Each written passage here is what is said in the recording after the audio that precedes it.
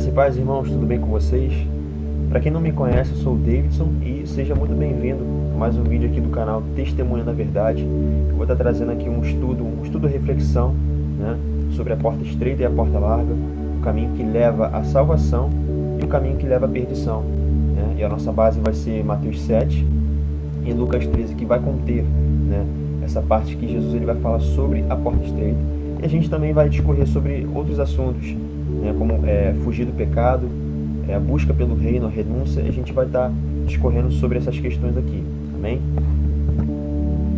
Então aqui os tópicos, né? O primeiro tópico, como eu já disse, a porta estreita dita por Jesus em Mateus 7 e em Lucas 13, o alargar da porta estreita, o fugir do pecado e a renúncia e a busca pelo reino. Esses tópicos aqui a gente vai estar discorrendo sobre eles, a gente vai estar dissertando sobre eles nesse estudo, né? E a gente vai dando prosseguimento aqui, amém? Então aqui para o primeiro slide, para começar, né, a porta estreita, Mateus 7, do verso 13 ao verso 14, vai dizer o seguinte, aqui é Jesus falando, né? Entrai pela porta estreita, larga é a porta e espaçoso o caminho que conduz à perdição, para a perdição, e são muitos os que entram por ela, porque estreita é a porta e apertado o caminho que conduz para a vida, e são poucos os que acertam com ela. Então aqui primeiramente a gente já vê que ele fala da porta estreita, né? Uma porta apertada, né? E ele vai falar de uma outra porta, que é a porta da condenação, a porta da morte eterna, né? E larga é a porta e espaçoso o caminho, ou seja, você vê que a porta estreita é mais difícil você passar pela porta estreita do que você passar pela porta larga. Por quê? A porta larga ela já tem, é mais fácil de você passar por ela, porque ela é mais espaçosa. Você tem mais possibilidades para passar pela porta larga, né? E são muitos os que entram por ela, né? Por ela ser de fácil acesso e a porta estreita ser de difícil acesso, né?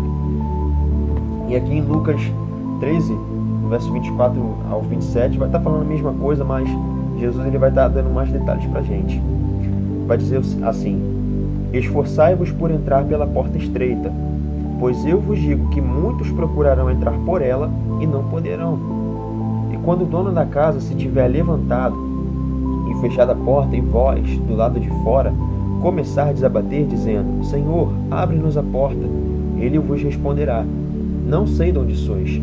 Então direis: comíamos e bebíamos na tua presença, e ensinavas em nossas ruas.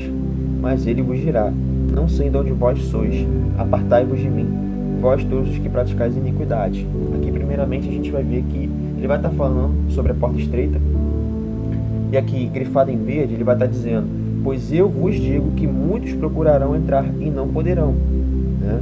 E aí essas pessoas aqui que vão estar falando com Jesus, olha os detalhes que elas vão dar. Então direis: comíamos e bebíamos na tua presença, ou seja, elas eram íntimas de Jesus, e ensinavas em nossas ruas, ou seja, elas ouviram a pregação de Jesus, ouviram a pregação do Evangelho. Mas você só ouvir a pregação do Evangelho não quer dizer que você está salvo, né? Ou você ler a palavra, ou você escutar a palavra e você não praticar, não pôr em prática na sua vida, não quer dizer que você seja salvo, não quer dizer que você vai ser salvo, na verdade, né? Então, é a mesma coisa que Tiago, ele vai falar lá na epístola de Tiago, que a fé sem obras é morta. Porque há pessoas que dizem ter a fé, mas é aquela fé teórica, né? Porque elas dizem que tem fé em Jesus, que creem no Evangelho, mas se você vê a vida da pessoa, ela leva uma vida completamente de libertinagem, uma vida dissoluta, né? Então a gente vê que a fé sem obras é morta. Por quê? As obras elas vão testificar a fé que há no seu coração, que há dentro de você, né? E também Tiago ele vai falar que para que não sejamos somente leitores e ouvintes da palavra do Evangelho, mas sim praticantes. E a gente vê que essas pessoas aqui que estão falando com Jesus, a gente vai ver que elas vão falar que comíamos e bebíamos na tua presença. Elas ouviram o Evangelho e ensinavas em nossas ruas, mas elas não praticaram, elas não botaram em prática o Evangelho na sua vida. Tanto que ele vai falar, mas ele vos dirá: não sei de onde vós sois, apartai-vos de mim, vós todos os que praticais iniquidade. Então essas pessoas aqui perderam a salvação, foram condenadas, morreram sem a salvação, morreram nos seus pecados, porque praticaram iniquidade e não se arrependeram dos seus pecados, embora elas tenham ouvido o Evangelho. Então isso é o que é o diferencial. Não basta você só ouvir, mas você ler e ouvir e também praticar, pôr em prática na sua vida, né? A gente vai ver que o último estado deles, eles morreram em iniquidade. Tanto é que ele vai falar, vós todos os que praticais iniquidades. Amém? Então aqui ele vai estar discorrendo sobre esses dois caminhos. A gente vê uma dualidade de caminhos. O caminho da porta estreita, o caminho da porta larga. O caminho que leva à salvação e o caminho que leva à condenação. Amém? Prosseguindo aqui no slide, o alargar da porta estreita. A gente vai ver que hoje, nos nossos dias, como está escrito aqui, infelizmente, hoje vemos pessoas querendo alargar a porta da salvação, pregando heresias de perdição, alegando que tudo é permitido, né, a tal da relativização, relativizando a Bíblia e etc. Porém, isso já estava profetizado nas Escrituras. Olha o que aqui vai dizer em 2 Pedro 2, no verso 1 ao 2. Assim como no meio do povo surgiram falsos profetas, assim também haverá entre vós falsos mestres, os quais introduzirão dissimuladamente, ou seja, sorrateiramente, silenciosamente, né, heresias destruidoras, até o ponto de renegarem o soberano Senhor que os resgatou, trazendo sobre si mesmos repentina destruição. E muitos seguirão as suas práticas libertinas, e por causa deles será infamado o caminho da verdade. Então a gente vê que ele está falando para a gente que no nosso tempo haverá, né, já existem falsos mestres, falsos profetas, pessoas que fazem o comércio da fé, né, pessoas que ensinam heresias de perdição, alegando que tudo é permitido, que você não tem restrição, né? As pessoas começam a relativizar a Bíblia, começam a pegar pontos que interessam a elas e pontos que não interessam, e os pontos que não interessam a elas, eles começam a descartar, né? E aí começa a relativizar a Bíblia. Isso aqui é para mim, isso aqui não é para mim, né? É tipo isso. E aqui no lado esquerdo do slide, a gente vai ver, né, que as características do pecado, né, e daquelas pessoas que não têm conhecimento da verdade, daquelas pessoas que não creem em Jesus, né?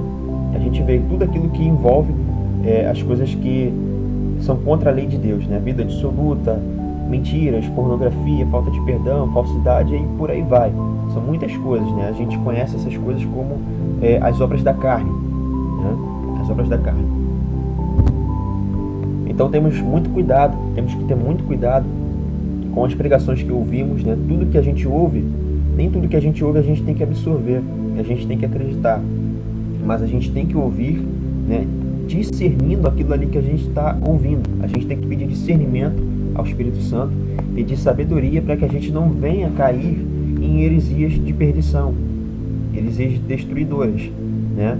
Mas a gente tem que cada vez mais estudar a palavra de Deus, não só ser ouvintes e leitores, mas também praticá-la e estudá-la, para que a gente não venha cair nesses enganos. Porque muitas pessoas hoje, e também na antiguidade, no tempo de Jesus, depois que Jesus morreu e ressuscitou, a gente vê que foi surgindo várias heresias. E heresias que, se a gente for bater o olho ali, se a gente não tiver o discernimento da Escritura, a gente vai falar que é a Escritura, que é o Evangelho. Mas se a gente for analisar minuciosamente, a gente vai ver que não tem nada de Evangelho. Porque as pessoas, elas usam, algumas pessoas, alguns líderes e mestres, usam a técnica de sofisma. O que é o sofisma? É você pegar uma verdade e pegar uma mentira e você misturar essas duas e acaba virando uma meia-verdade, né? Então ali você começa falando uma verdade para a pessoa, ela vai acreditando e dissimuladamente, como está escrito aí no texto, sorrateiramente você vai introduzindo aquilo que é fermento, aquilo que não faz parte do Evangelho. E aquilo ali vira, você vai embolando aquilo dali e a pessoa vai acreditando. É a mesma técnica que a serpente usou lá no Éden. Porque a serpente falou que se vocês comerem do fruto do bem e do mal, do conhecimento do bem e do mal, vocês serão como Deus, conhecedores do bem e do mal. E de fato, depois que Eva e Adão comeram do fruto, elas se tornaram conhecedores do bem e do mal, conhecendo o pecado e conhecendo o bem, né? Mas a serpente não só falou verdade, mas ela falou uma mentira também. Ela falou que certamente não morrereis. Certamente não morrereis. Por quê? Deus ele falou que no mesmo dia em que Adão comesse o fruto do conhecimento do bem e do mal, ele morreria, né? Uma morte espiritual, também uma morte física. E aí a serpente vem e fala que eles não morreriam se eles comessem do fruto do bem e do mal. Então aí ela já está pegando uma verdade e pegando uma mentira e misturando nisso.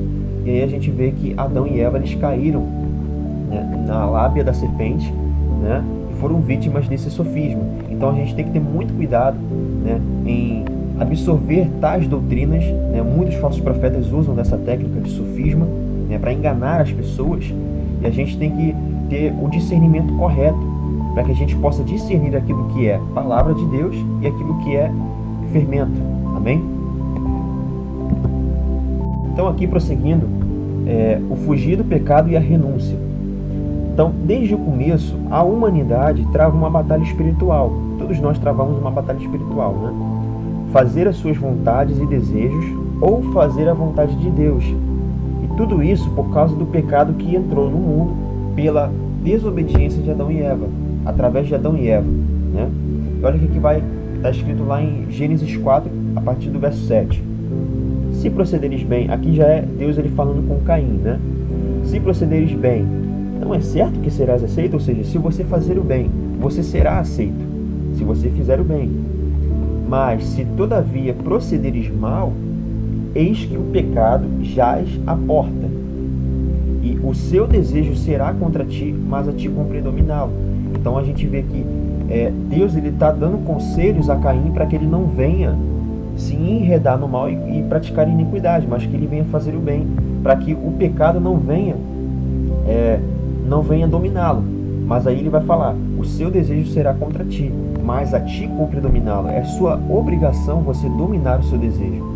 E nós que somos descendentes de Adão e Eva, todos nós, né, nascemos com essa herança pecaminosa. E nós temos essa obrigação, uma vez que nós tomamos conhecimento do pecado, nós temos essa obrigação de dominar os nossos desejos e fazer aquilo que é da vontade de Deus e não aquilo que é da nossa vontade. Porque o pecado produz a morte, o salário do pecado é a morte, né?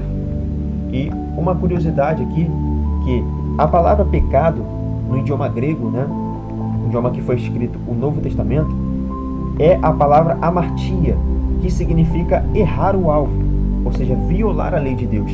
Então, quando o homem foi criado, ele foi criado para um propósito, para dominar a terra, né, subjugar a terra, os animais e tal, e fazer a vontade de Deus, porque esse era o propósito inicial da criação do homem, né? Mas a gente vê que com o pecado o homem se extraviou do seu caminho original, e aí ele foi caminhando por um caminho que não era da vontade de Deus. Então, pecado significa isso, você praticar aquilo que não é da vontade de Deus, que não é da sua natureza, porque você foi criado à imagem e semelhança de Deus. E imagem e semelhança de Deus também significa você ter as atitudes, as obras, né, a favor da lei de Deus. E a gente vê que o homem, quando ele se extraviou, ele se desviou do seu caminho original, né, cometendo pecado e cometendo tudo aquilo que não provém de Deus. Mas Cristo, ele veio, morreu e ressuscitou para que nós nos tornássemos justos e para que nós viéssemos a retornar o caminho que Deus ele propôs lá no Éden, né? Cristo ele vai ser considerado para Paulo, né, lá em 1 Coríntios 15, como o segundo Adão, porque o primeiro Adão ele pecou e por meio do primeiro Adão entrou o pecado no mundo, mas pelo segundo Adão a justiça entra no mundo para aqueles que creem no seu nome e aqueles que aceitam o seu sacrifício, né, o sacrifício de Cristo. Então a gente vê que ele é considerado como o segundo Adão, porque para que nós fôssemos feitos justiça através dele, através da morte dele, através da obediência dele. Amém? Então aqui no lado direito, né, do slide, essa imagem é muito interessante, que vai estar a figura de Cristo, né, caminhando em contramão do mundo, ou seja, os carros estão vindo para uma direção e Cristo ele está caminhando por outra. E também isso significa a gente hoje em dia. Nós que cremos em Cristo, e a gente tem como obrigação renunciar à nossa carne. O mundo caminha por um lado, por um caminho, né? Mas a gente tem que ser a contramão do mundo. E aí a gente vê que tem essa questão das fraudes, dos pleitos, da pornografia, das drogas.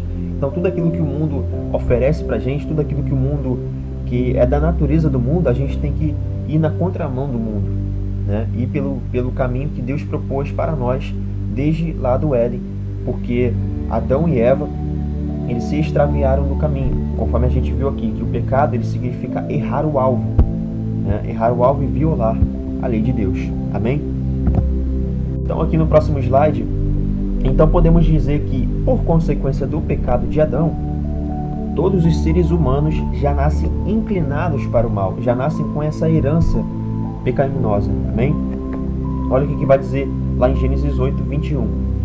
E o Senhor aspirou o suave cheiro e disse consigo mesmo: não tornarei a amaldiçoar a terra por causa do homem, porque é mau o desígnio íntimo do homem desde a sua mocidade, nem tornarei a ferir todo ser vivente como fiz. Então aqui ele está dizendo que desde a mocidade, né, desde a sua adolescência, desde o seu nascimento, o desígnio íntimo do homem, ou seja, o coração do homem, é inclinado para o mal. E aí Cristo ele vai dizer lá em Mateus, eu não me lembro agora o capítulo, mas ele vai dizer exatamente assim, que os homicídios, as prostituições, as impurezas, né, os roubos procedem do coração do homem, né, procedem do coração do homem. Então isso já vem da herança pecaminosa que nós herdamos, né? Nós nascemos inclinados para o mal. Mas aí lá em Provérbios ele vai dizer, Salomão vai dizer, né, que nós, de tudo que se devemos guardar, temos que guardar o nosso coração, porque ele procede as fontes da vida. Por um lado ele procede os homicídios, as prostituições, mas se nós guardarmos os nossos corações, né, a gente vai produzir isso em obras, em atitudes, né, em favor do nosso próximo, em favor da lei de Deus. Amém? Então aqui, o desígnio íntimo do homem, desde a sua mocidade, é mau, é inclinado para o pecado. Então nós nascemos já com essa herança pecaminosa herdada de Adão, né? Mas Cristo, quando morreu e ressuscitou, nos deu o Espírito Santo, o Consolador, que nos auxilia e nos ajuda a vencer o pecado. Então, com o auxílio do Espírito Santo, pedindo sabedoria a Ele, pedindo discernimento, pedindo forças a Ele para que a gente possa vencer o pecado, a gente vai vencer o pecado, né? E claro, nós temos que nos esforçar também a vencer o pecado, vencer a tudo aquilo que não agrada a Deus. Amém? E aqui em Lucas 9, verso 23 vai dizer: e dizia a todos: se alguém quer vir após mim, seguir a Cristo, né? Assim mesmo se negue, e dia a dia tome a sua cruz e siga-me. Então, tem que partir de nós, primeiramente, né? Tem que ser uma atitude da gente. Se alguém quer vir após mim, assim mesmo se negue, ou seja, temos que primeiro negar a nós mesmos, negar a nossa própria vontade, né? Renunciar às nossas paixões, os nossos desejos, e dia a dia tomarmos a nossa cruz, né? A cruz é um fardo que nós temos que levar, e seguir a Jesus. E aí a gente vai estar caminhando para o caminho da porta estreita, o caminho da salvação, se a gente perseverar até o fim no caminho de Cristo. Amém? E aí em Romanos 8, verso 5 vai dizer: porque os que se inclinam para a carne cogitam das coisas da carne, mas os que se inclinam para o Espírito, das coisas do Espírito. Então cada vez mais devemos nos inclinar para as coisas do Espírito, e isso envolve a renúncia diária da nossa carne, rejeitar o pecado, né? A leitura da Bíblia, ou seja, você estudar, você procurar conhecer mais a Deus, oração e o jejum, né? E todas essas coisas, todo esse pacote de coisas, a gente praticando, a gente vai tendo, Deus, nos inclinamos para as coisas do Espírito, Deus ele vai nos auxiliando, né?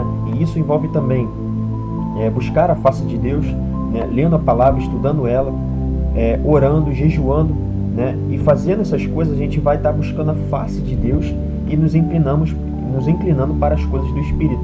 E aí, cada vez mais a gente vai desenvolvendo resistência ao pecado e resistência a tudo aquilo que não provém de Deus, tudo aquilo que não agrada a Deus. Amém? Então, cada vez mais devemos buscar a face de Deus, buscar ter um relacionamento com Ele, né? Buscar uma vida santa diante dEle, uma vida de santificação. E aí a gente vai desenvolvendo essa resistência ao pecado, renunciando ao pecado, né? E aí a gente vai estar caminhando rumo ao caminho da porta estreita, da porta da salvação, que é Cristo Jesus. Amém? Olha o que vai dizer em Romanos 6, no verso 6. Sabendo isto, que foi crucificado com Ele, com Cristo, o nosso velho homem, para que o corpo do pecado seja destruído, e não sirvamos o pecado como escravos. Então, quando servíamos ao pecado, quando cometíamos pecado, quando éramos inclinados para o pecado, nós servíamos ao pecado, nós éramos escravos da nossa própria carne. Mas quando Cristo morreu e ressuscitou, e a partir do momento quando aceitamos a Cristo, né, Cristo ele vai nos libertando do pecado. E aí, quando somos escravos de Cristo, aí nós somos libertos, nós somos livres, né?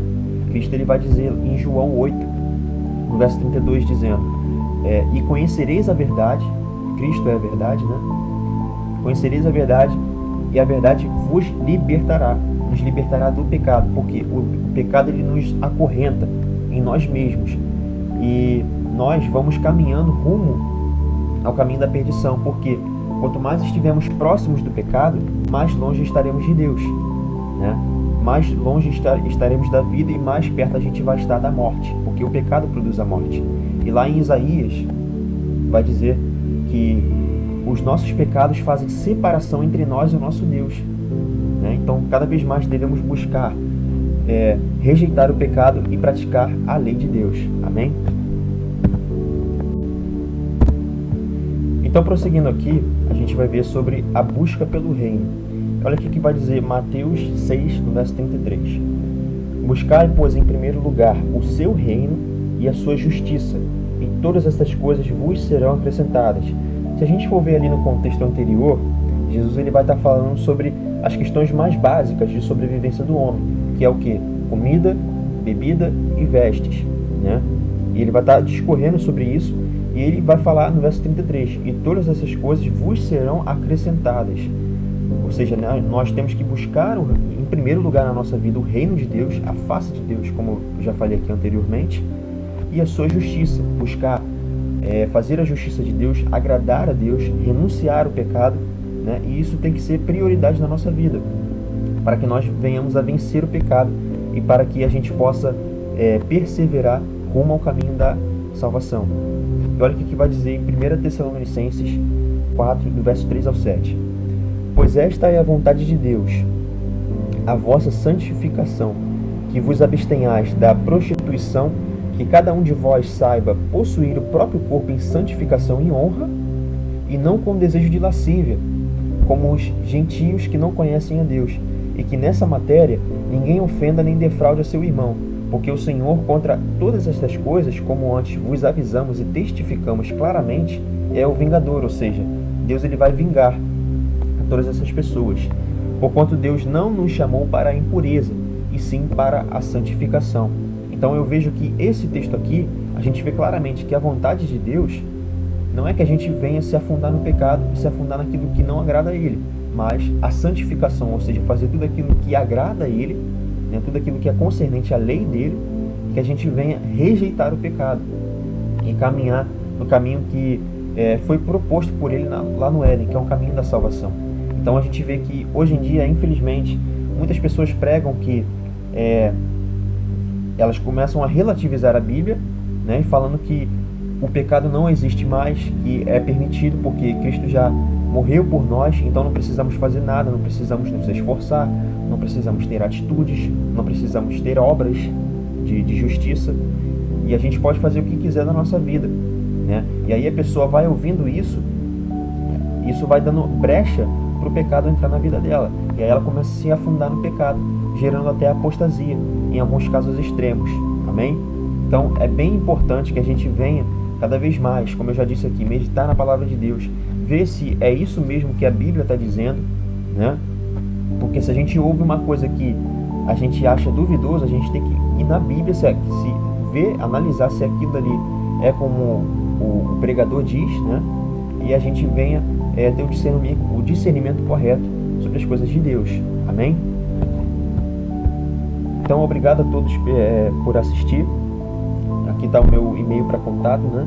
Se vocês tiverem alguma dúvida, algum acréscimo, podem dar o seu feedback aí nos comentários, né? Eu fiz esse vídeo aqui como uma reflexão, porque nos últimos dias, né, infelizmente, tem surgido vários falsos mestres, falsos profetas, como eu já disse, que têm ensinado coisas horríveis, heresias de destruição, como Pedro ele vai falar, que eles introduziriam heresias destruidoras dissimuladamente, sorrateiramente, silenciosamente, né?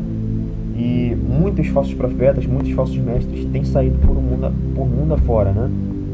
Que a gente possa cada vez mais nos esforçarmos para entender as Escrituras, fugir do pecado e discernir aquilo que é a voz de Deus e aquilo que é a voz do diabo, aquilo que é a voz do inimigo. Amém? Então, espero que vocês tenham gostado dessa reflexão. Um vídeo bem simples, né, mais objetivo, né, para que a gente possa se firmar cada vez mais na palavra. Amém? Fiquem na paz de Cristo. Deus abençoe vocês. Até o próximo estudo.